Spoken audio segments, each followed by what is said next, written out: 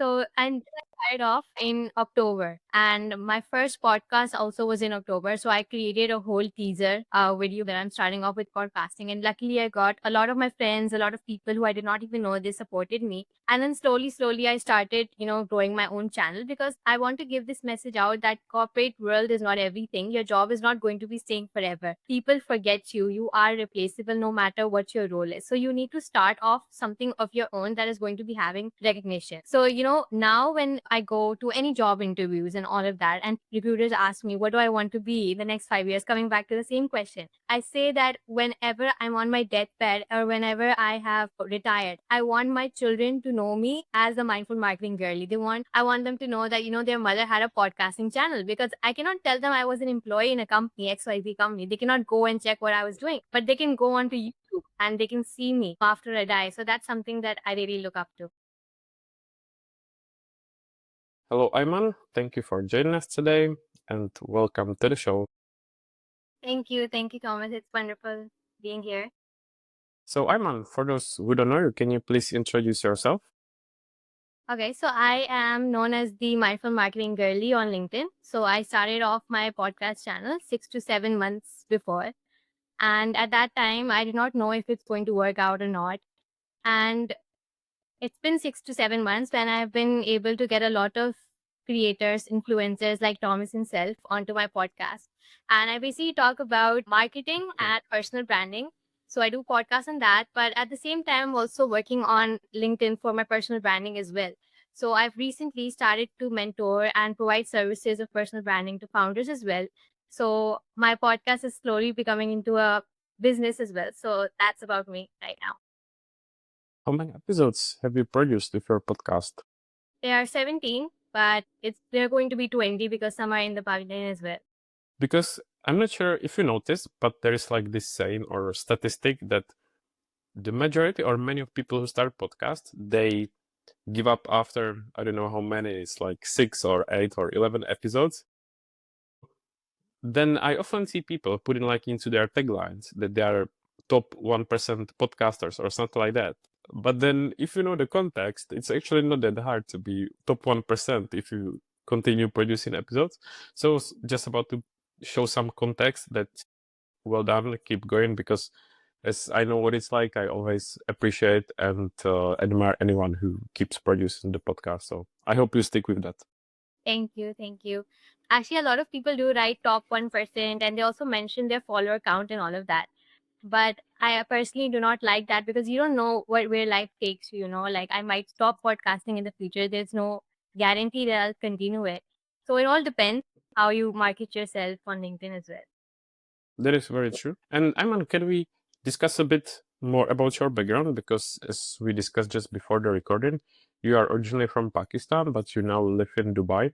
So can you tell us more, such as, for example, what did you study?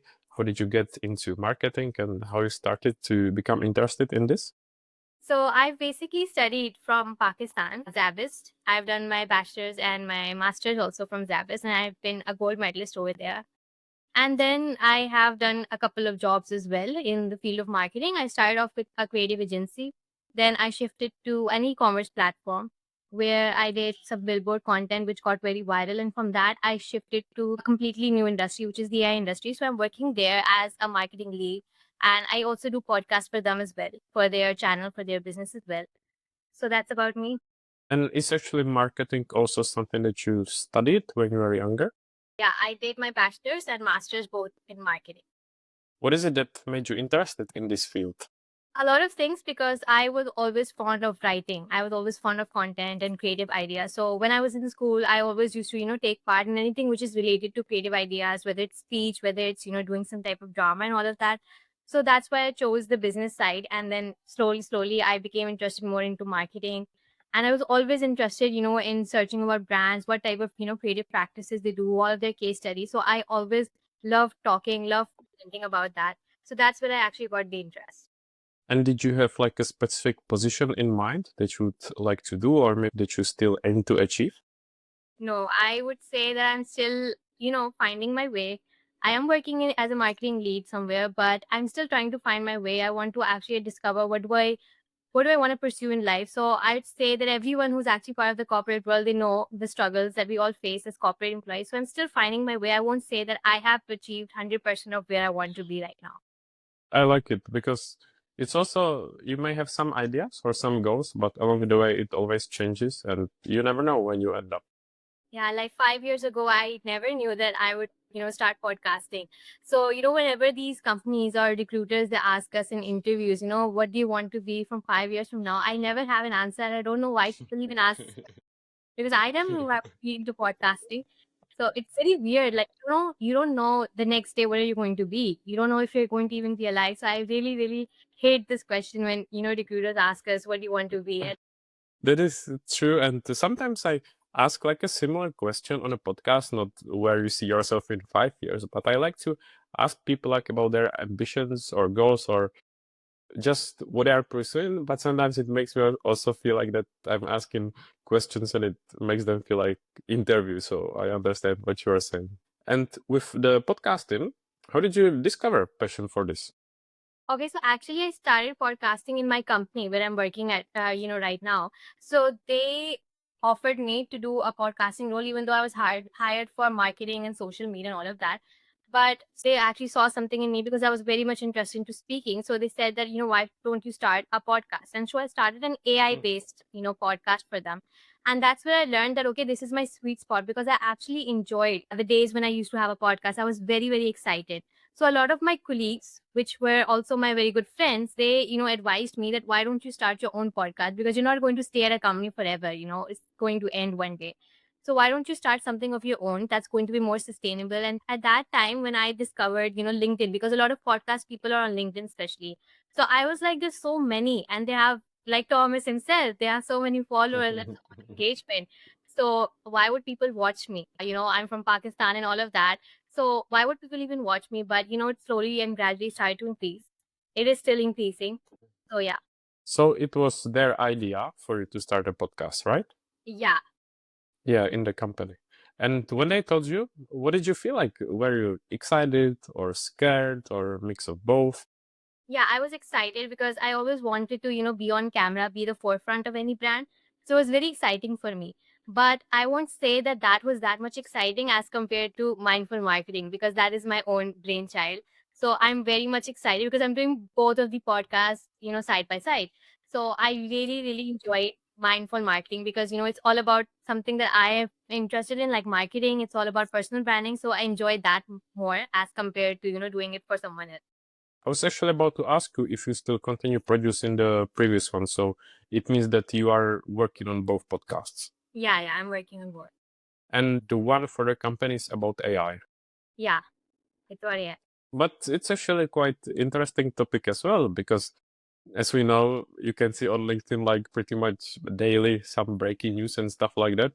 So I can imagine it's both very valuable for you so that you learn stuff, but at the same time, I guess like preparing and doing the research for such a podcast, it takes some time too. Yeah, it takes some time because I don't have background in AI, but I have learned a lot because I'm also part of the AI industry. So I've learned a lot about vibe coding and all of that. So it is interesting. And is it actually like the topic that interests you, or is it just because of you have to like because of the company and the podcast?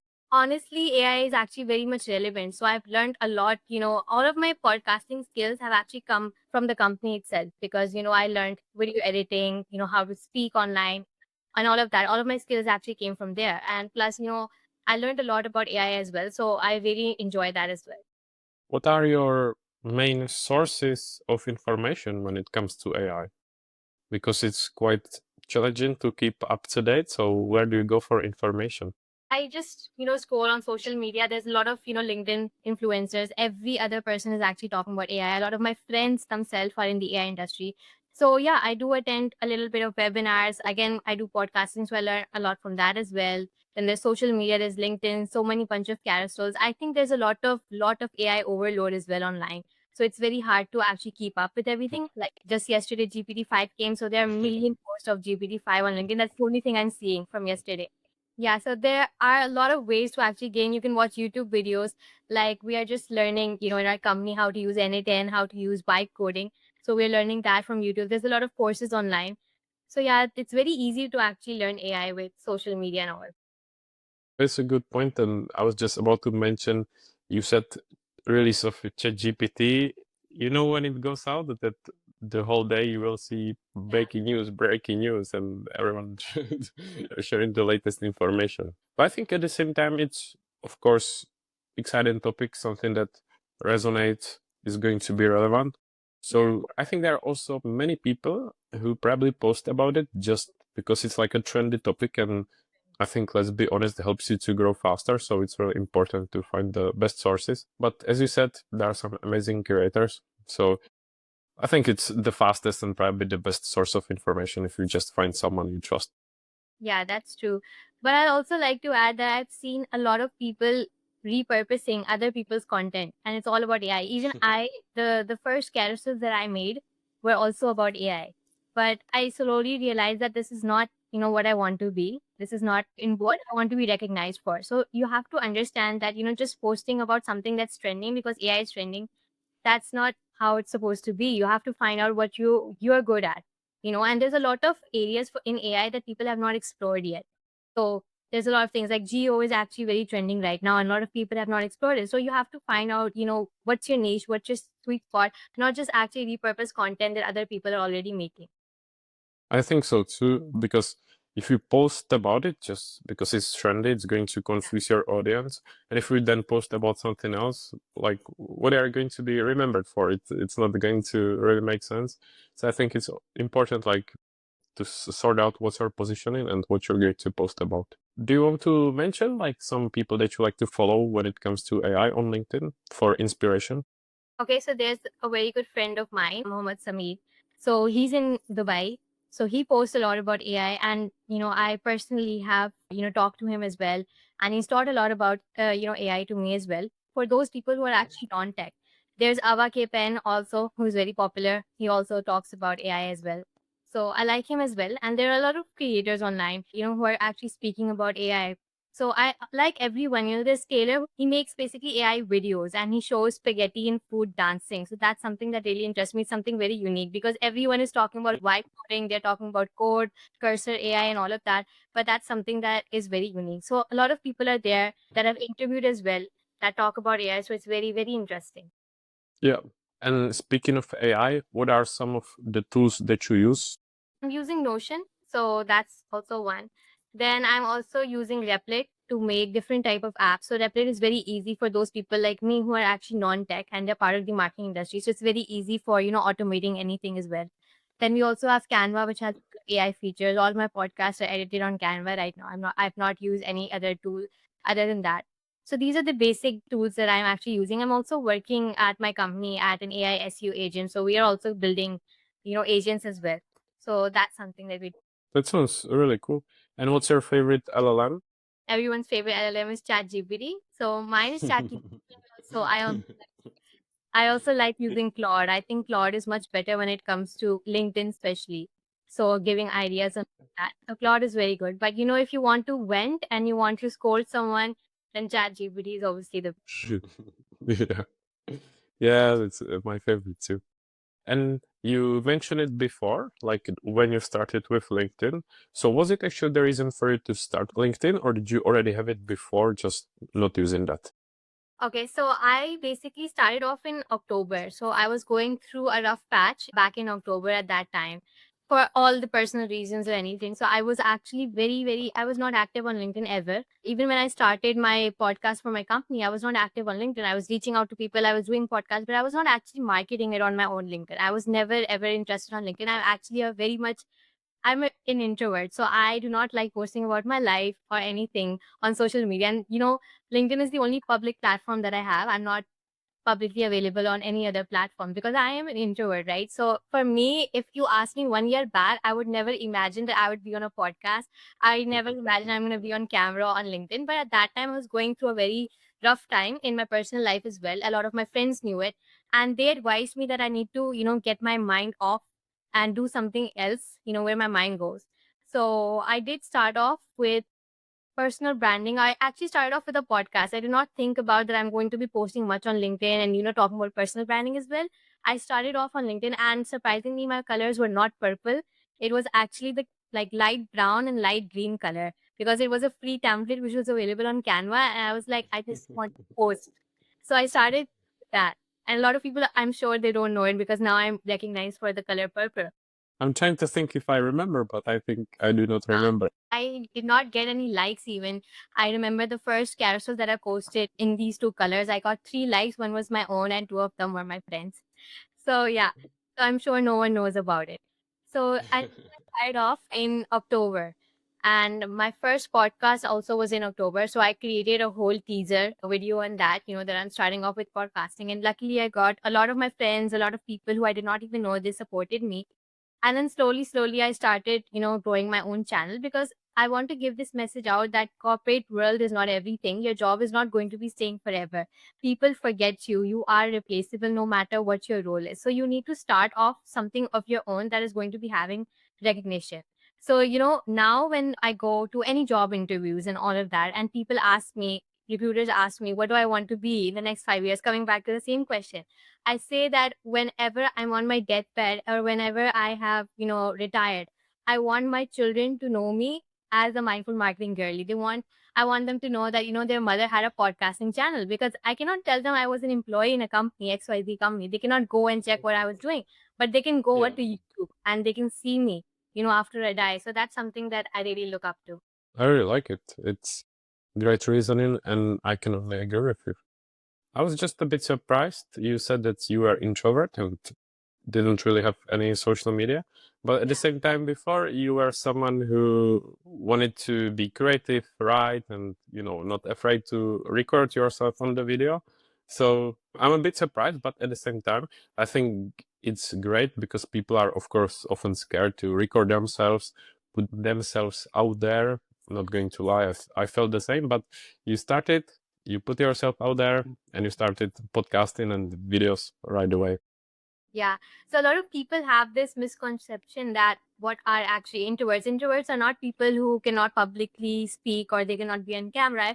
Introverts are people who actually, if you talk to a lot of people, you start getting drained. And that is me. I get drained if I talk to a lot of people. I even wrote it on LinkedIn that, I'm having social anxiety, so I'm not doing podcasting anymore. So it does happen. It does take over me one or two times. But yeah, we can speak, we can have a public platform, we can speak on camera. So it's very much easy.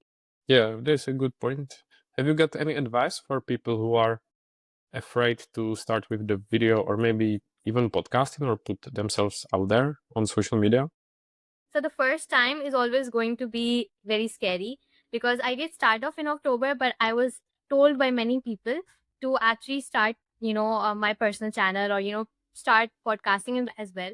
And I also thought, that I should have something of my own, but I was procrastinating for, I guess, 3 months. So it took me 3 months to actually start my first podcast episode in October. So the first time is always going to be, you're always going to overthink, you're always going to be scared, but you have to at least take a step. Once you take that step and once you start, everything is going to be easy. Trust. I remember as well when I was starting out, I was thinking, how am I going to, I don't know, do intro? Should I use music? How long is it going to be? And this and that. But it's really not a big deal. Just do something, improve over time, get it out there, and don't overthink it. That's right.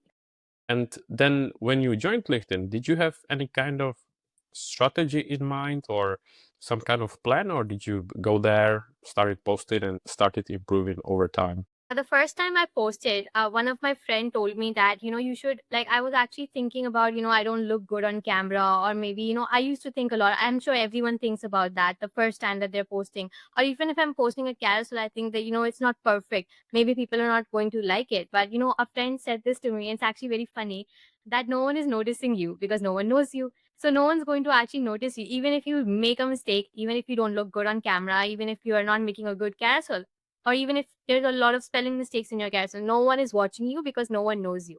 So that is very important to keep in mind. I know it's funny, but in the first time, no one knows you. So you can make as many mistakes as you want. And honestly, my carousels still have so many mistakes. I sometimes you repeat a slide. I sometimes have mistakes. So that is so. I think it comes back to spotlight effect when we think that everyone is Yeah. watching us. When we do mistake, everyone notices. They are waiting for us to do that mistake. But in reality, people really focus on themselves and they don't really care about you as much as you think. Yeah, as long as you're providing something of value, there's no problem in actually making mistakes. So, like, coming back to your question, I did not, honestly, I did not have any strategy. A lot of people talk about that you should have a strategy. Even I say it just because it looks good, but I did not have any. I had no strategy when I came. And actually, I did not even know I'm going to be continuing podcasting. I did not know if I'm going to be getting people because in the start, I got a lot of rejections, including Thomas, guys. He did not want to come. So, on a I had a lot of rejection. People did not want to come on my podcast because, of course, they don't know me. Then how can they actually come on my podcast? That's understandable. So I did not have any strategy, but I was like, I have to keep going. And along that way, I changed my picture many times. I changed my colors until I did not like it. I started using the panda and all of that. So, my strategy started building over time and it might change. Maybe I might change my colors in the future as well. So it's okay to actually learn along the way. I agree, and I like it, and I feel the same. Of course, when I started out, I had zero strategy as well, and I'm pretty sure it was much worse than yours. You just said it now, but I was about to ask you, why did you pick panda? I just found it cute, so I was actually looking after like different type of avatars that I could use because I've noticed people they do try to use some symbol or something which they can actually get recognized for. So I wanted to keep it something very simple. A lot of people use AI avatars. They're using all of these astronauts. I've seen a lot of people use astronauts as well. So I just wanted something to actually that resonated with me. So I wanted something very cute, very light, and so I tested some AI tools. I used Canva, AI Magic as well, and I wanted to see if I could build it. So this panda is not available online. I make it myself as well. So it's very easy. You can just use any AI tool. You can describe it to even chat GPT. I want a panda like this. I want an animal like this. So, and then I got slowly recognized. I started noticing that people started using, including Thomas, started using panda in the comments, even though I did not have any intention to keep using it. I noticed that people started liking it. And so I still use it now. I think it's really smart, and I like it. That's, as you said, something that I kind of remember before, or that comes to my mind. I think it's kind of like a quirky way how to, I don't know, how to connect, how to comment. So for me, it's really smart and interesting. But do you call like this panda or your symbol any name, or is it just panda? No, he's just Mr. Panda. Kung Fu Panda. You need to come up with a cool name. Yeah. And before, when you changed your branding, what was the reason behind picking the purple or kind of pink? I guess it's more purple, right? Yeah, it's purple. So I actually changed my colors a lot. And again, I was, testing different type of colors. Like the first thing I did was actually changed my picture because my picture was very outdated. It was from back when I was in bachelor's. So the first thing I did was that I changed my picture. And after I changed my picture, I tested different type of colors, behind my picture, what actually suits me well. So I tested blue, I tested pink as well, and then I tested purple. And then something purple was something that actually stuck with me, and I started liking it. So I used purple, and then I used lime green with that as well because it started to Mhm. stand. So yeah, I did test different colors, but something that felt more like me because honestly, social media can cause burnout. It can actually because you're posting all the time, you're seeing so many creators online. So you have to make sure that at least your profile is something that resonates with you and that you like. Otherwise, you're just going to get bored very quickly. Very good point. And I also like what you said that if you pick the color and for some reason you don't like it, don't be afraid to change it because Yeah. ultimately it's your branding, your color, something that you should like. And you can change it now and maybe like in several years in the future, no one remembers or no one notices. So it's not a big deal. Yeah, so actually, I did change my color in the middle because we were going through a campaign in my company. So I changed my logo and I changed my color as well and my picture as well. So a lot of people they forgot me. I was commenting, but I was not even getting replies to the comment like big pages. And then I realized that people are not recognizing me. So then I realized, oh, so it's the color purple. It's not my name. People will forget my name, but they still remember the DP and the color that I have. And my impressions also fell that time. I just noticed that people do not recognize me. It's actually a good point when, because you get used to it, you engage with someone like on the daily basis or regularly, and you don't really like read the name. You see the picture, and instantly that person comes to your mind. So when there is someone who changes picture or something, or even just background, I'm like, wait, something is different here. Yeah. But after some time, of course, you get used to it, and it's not a big deal. Yeah. Are you struggling to stay consistent on LinkedIn? FenPost helps you create high quality posts in minutes, so you can write faster, show up more, and stress way less. Built by creators for creators. It's the easiest way to grow your presence without burning out. Try it free at FenPost.com. And a big question, Aiman, something that is maybe a bit annoying question, and I'm sure that many people ask you, but I just have to ask, is when people ask you, for example, in the DMs for LinkedIn advice, for any advice how to grow or tips, what is it that you answer, or like one type of advice that you would tell people?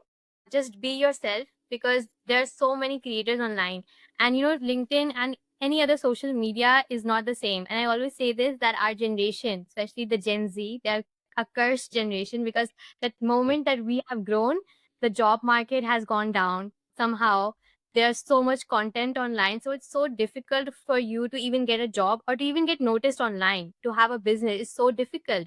Inflation is going high around the world, so there's so many problems that we're going every other day. There's a war in some country or something. So just be yourself, because it's very difficult to actually get noticed online. The only way that you can do that is identifying that what is your USP. Everyone, I think that God has made everyone different, and everyone is, born with something unique. There has to be something unique in yourself. It can be anything, small or big. I said it can be your smile, it can be the way you dress, the way your hair looks, and all of that. So there has to be something, and just be yourself. Do not try to, copy others. So, when I started personal branding, I was actually the first one in my office who started, posting on LinkedIn. And immediately people started seeing that in 2, 3 months. They also started posting. A lot of my colleagues, they saw my LinkedIn and they also started posting, but then they disappeared. Then nothing happened. They did not get the same reach or engagement like me. A lot of them even tried to keep avatars. Like, I have panda, so a lot of people started to make cats and all of that. Somehow they got lost. They somehow got lost, because why? Because they were trying to be like me. They thought that, the same strategy that I'm using, maybe they can also do it. But everyone has a different strategy. You might get noticed for something totally different. So don't copy anyone. You can take inspiration from people. You can learn from people, but just be yourself. I like it, and I only agree. I think also don't be discouraged if you haven't found it yet, because it may take some time. You also might find something and it might not be the right one. So don't be afraid to change it. Don't be afraid to explore. And as you said, don't necessarily copy other people. I mean, I guess don't copy people at all, but see it as inspiration. Maybe it gives you some ideas or something, and brainstorm and just test things, because that's ultimately the only way how to find out. We spoke about it before, Aiman, but what is it that helps you to prevent burnout or to keep showing up consistently? Yeah, so I do stop posting in the middle. Like, before, in the first 3 months, I was very much motivated. I wanted to, get noticed. And so I was posting 5 times a day. That means Monday to Friday, sometimes Saturday. Like, but that won't count as a post. It's usually 2, 3 lines only. So I was posting sometimes 5, sometimes 6 times a day. But then slowly what happened, because I'm also working somewhere, then everyone has their own life. There are a lot of things that you have to do. So my posting time or my posting days actually reduced. I started to post 2 times a day, sometimes three. Sometimes I'm away for a whole week and I'm just commenting and I'm engaging with people, but I'm not posting myself. So yeah, I do. I would agree that I do have burnout. I won't say that I'm perfect or something like that. I have burnout every 2, 3 months. I guess I'm having a burnout again, because I'm an introvert and I'm doing something outside my comfort zone. I'm talking to people, which is totally not my personality in real life. So I do get burnout very quickly. But I actually ask this question in my podcast every time, because I want to know, how do you actually get rid of burnout? So a lot of people give me this advice that, take 1 or 2 days off where you're not talking to people. You're not using social media. You're just, on your bed. So either that can be the weekend or something. Go out, take out, time away from your screen as well. But I tell a lot of people, and I said this before as well on another podcast, that you should actually use LinkedIn on your phone. Do not use it on your laptop, or do not use it on a big screen. I don't know if that helps, but it has helped me, because then LinkedIn feels like a normal platform, like any other social media platform. You're scrolling, you like a post, you comment on it, it's easy. But the moment I start using it on a bigger screen, it feels more like, I'm part of the corporate world, and this is something that I have to do. It's my duty, it's my responsibility. So it's really helped me, using LinkedIn on my phone. So usually when I'm commenting on your post, or when I'm commenting on anyone's post, I'm usually eating, I'm, having my lunch break at work, or I'm resting, or I'm having my prayer time or something like that. I'm not working, I'm not using the laptop. So that's really helped. And it's okay to take days off. You do not have to post 5 times a day. Consistency does not mean posting every day. If you're having a burnout, your life and your mental health is more important than any other thing. So go out, whatever, do anything that actually makes you feel better. You don't have to be on LinkedIn 24/7. I think you said it really well, and the idea of using LinkedIn primary on your phone, it's actually something I haven't thought of as much because I use kind of both. But to be honest with you, I find the desktop one or in your browser, I find it so annoying because I don't know if Yep. it's my laptop, my browser, but it's so slow. So I often get annoyed. But I think it's a good point, like to spend less time on it just by focusing on your phone. So that's also something that I may try actually. Thank you. And another topic, Aiman, is of course our favorite tool, which is FenPost. And I was about to ask you because for the audience, the reason how we kind of started working more closely together is thanks to the first challenge that we did with FenPost. And you were one of the participants, and honestly, we think you are the best one, which is actually the reason why you joined our team. So why did you actually join the challenge? And maybe to encourage some other people, what did it give you? And, what was the experience like for you? Obviously, there are a lot of tools that people are making because of AI. Again, the you would see every other person is making a tool, whether it's for LinkedIn or anything else.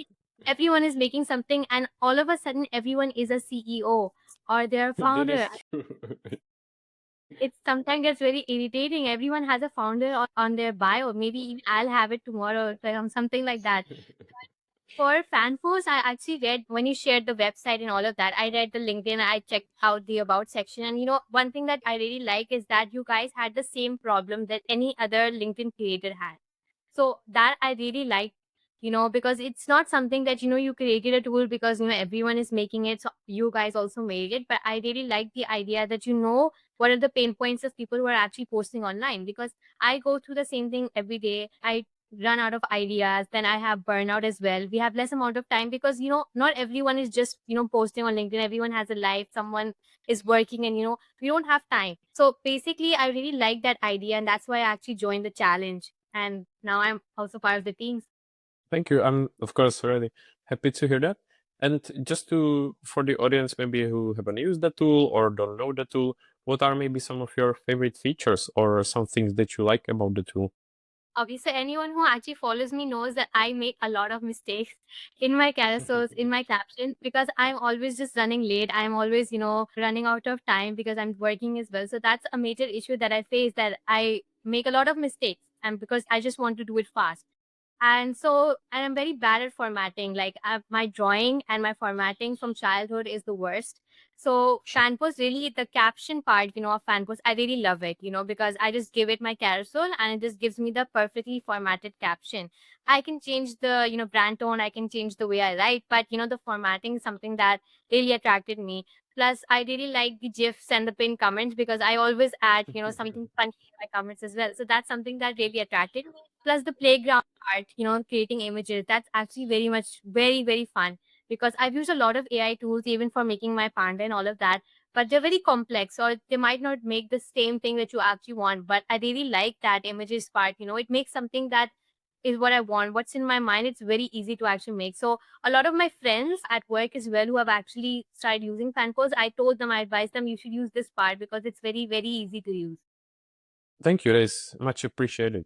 And I think you really well explained or gave a solution because, of course, many people maybe have excuse or actually don't have much time. But as you just said, and I can see it by myself, that by using FanPost, it literally gives you, I don't know, topic ideas or even what you want to write about. And in a few seconds or minutes, you've got both the copy and also multiple options, what kind of visual material you want to use. So I would just encourage people to give it a try. Yeah, especially why personal branding services, if you're providing LinkedIn services, like if I'm providing it. So the main problem that you face is that everyone has a different brand tone, everyone has a different niche. Like someone might be a founder, someone might be a creative manager, but you can use FanPost because you have that option where you can add different profiles as well. So Mhm. and you can get a lot of ideas because the first stage, if you've ever provided personal branding services, the first stage is that you have to provide people with a list of topics that they want to talk about. So FanPost has been, I have used it personally and it's been very helpful, especially if I'm doing personal branding for someone else. Yeah, thank you. I'm glad to hear that. Whether you are creator who is just starting out or you are, I don't know, high ranking CEO or someone in the middle, I think the FenPost is trying to help everyone. And what will be, Ayman, like a feature or something that you would like to see in the future and we don't have yet? I did tell this to you, but we did have a comment section before as well.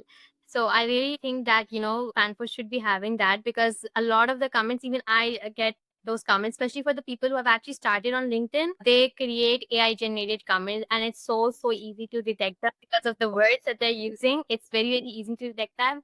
So that is one thing. Also, there should be a section where, we have different influencers or creators that you can find because, when I'm advising people for personal branding, the first thing is that who should we actually engage with? Because we all know LinkedIn, especially LinkedIn, you have to engage, otherwise, you're not going to get engagement on your own post as well, especially in the first 2 3 months. So you need to find out people in your niche who you're actually engaging with. So I think that is one feature, a pain point that people have, that they always ask me that what type of creator should we engage with according to our niche, and what are their posting times as well. So if that is going to be a feature, I think that's going to be great. That is a great idea, and we'll make sure to add it to our road plan. So yeah, that sounds good. And Ayman, before we finish, few lighter questions. What is it that you like to do in your free time, or what are some of your hobbies? In my free time, I just like to explore new places. I like to go out with my friends or with, even alone. I love shopping as well. So that's what I do in my free time. Something that is away from the screen time. I'm not someone who in my free time will watch movies or something. So I just want to be with nature. I love the nature. So I just want to be outside. Does it mean like exploring where you live in Dubai, or when you are back in Pakistan, or even to travel into other countries? Yeah, like I've not traveled much in other countries, but yeah, I anywhere. Like if I'm in Pakistan, so I just, like going out, maybe going to the park or something like that, because I just told you I love the nature. So I just like, maybe walking, taking a walk outside. So that's something I like. Have you got a dream country that you would like to visit? Hope you won't get disappointed because of the weather. I know I heard about that as well. You said it before that you don't really read much or watch movies, if I'm not mistaken, but are there like any books that you read and that have been influential to you, or not really any? Honestly, like from my childhood, I've always been a nerd. Like I've been a gold medalist. I always wanted to be, the top of the class. I would not like it if someone gets even 1 mark more than me. So the only books I could say that I've read is only textbooks. I've not been, a girl stories and all stuff. Yeah, no worries, it's understandable. When it comes then to your podcast, have you got a dream guest, someone that you would want to speak with? I like Fatma Khan, so I'm sure you also know about her, the one. So I really like her. So I would really like to have her on my podcast as well. I also like Mehdi Shafi. He's from Dubai and he's a very famous founder as well of marketing agency. I love his vibe. I love his energy as well. So he once even reposted one of my carousels I made about him. So it's a dream come true already. So I would love if I have him on my podcast as well. Let's hope they will listen to this and reach out to you. I guess it might be similar question, but what are some people that you follow on LinkedIn because you like their content, because they are inspiration, or because you learn from them?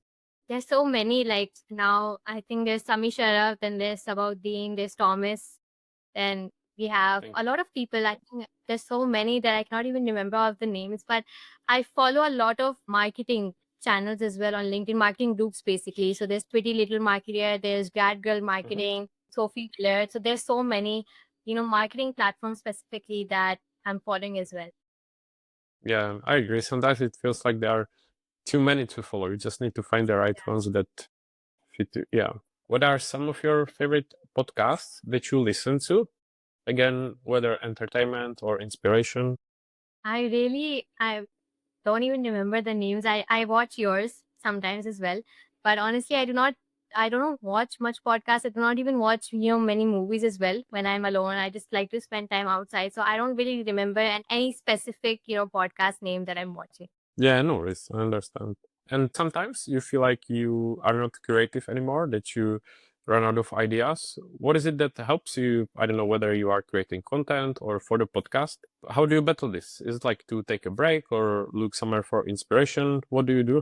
Okay, so I think the ideas they just come with the flow. So if you're going to be forcing ideas, they would never come to you because I'm also posting about, the top 10 things that are happening in marketing in 2025, for example.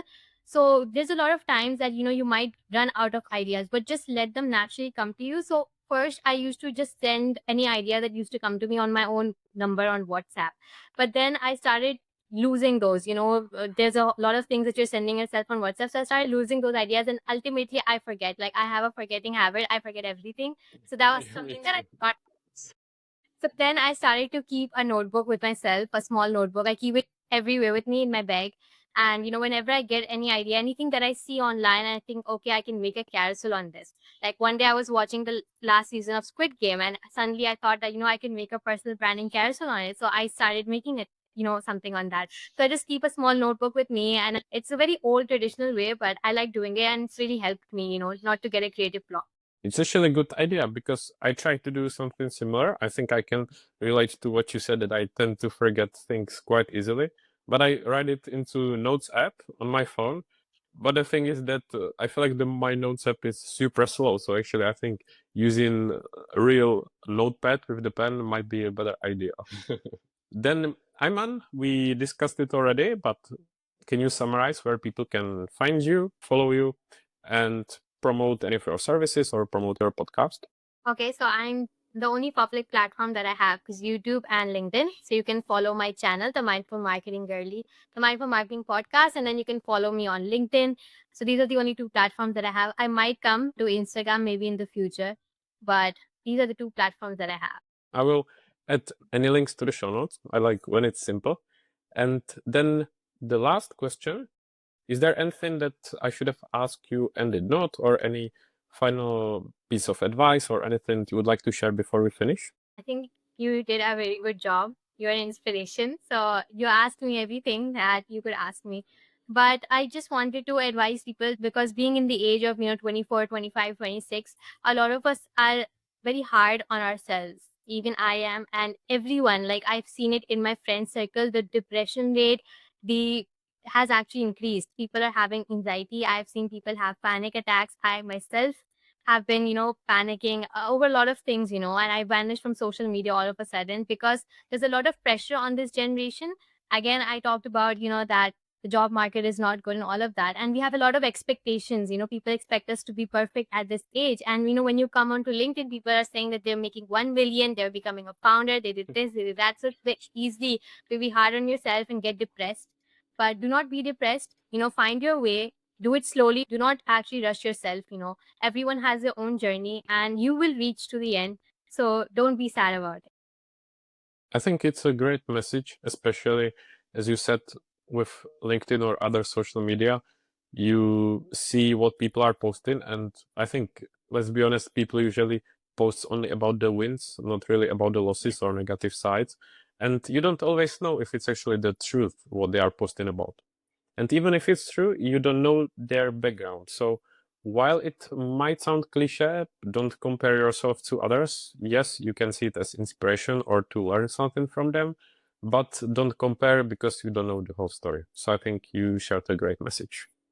Thank you. So Ayman, then I want to say a huge thank you because both really enjoyed our discussion. Once again, I appreciate that I had the pleasure to be guest on your show as well. And you are just amazing Thank member of our team in FenPost, and not only FenPost, even someone that I'm really happy that I met over LinkedIn. So thank you so much. If you ever visit London, make sure to let me know because I will be more than happy to catch up with you.